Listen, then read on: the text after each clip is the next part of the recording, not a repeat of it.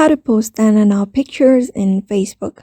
Hi everybody, welcome back to a new video. In this video we're gonna learn how we can post then and now pictures on Facebook. So without any delay, let's start with the process on how we can do it. But before that, don't forget to hit that like, share and subscribe icon. So in order to post the then and now pictures on Facebook, it is pretty quick and easy, so you may also follow the same process in order to do so. After launching your Facebook application and after you have logged in into your account, you'll be able to find the home screen on your screen of your Facebook. So what you're gonna do is simply head over to your profile at the right corner.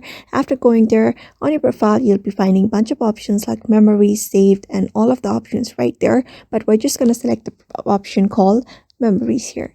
Just tap on memories, and when you tap on memories, you'll be finding the then and now option very easily, along with highlight, journey, and ask a question. Since we're going on with the process of posting a picture of then and now, we're just gonna select then and now.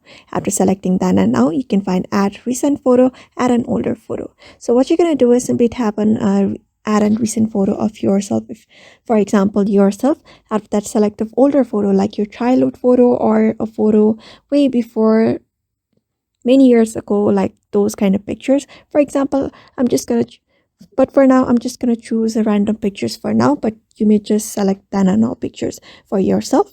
And in order to do so, you need to have a recent photo posted and an older photo posted onto your Facebook account beforehand. Like you need to have an older post, you just need to select on this add older photo, and if you have any photo posted on your Facebook account, you'll be finding your photos here. After that, on add a recent photo, you'll be finding the photo that you've recently added onto your Facebook. After that, simply tap on add. After that, simply click on next. Otherwise, you may just add it from device as well. For now, I'm just gonna select add from device.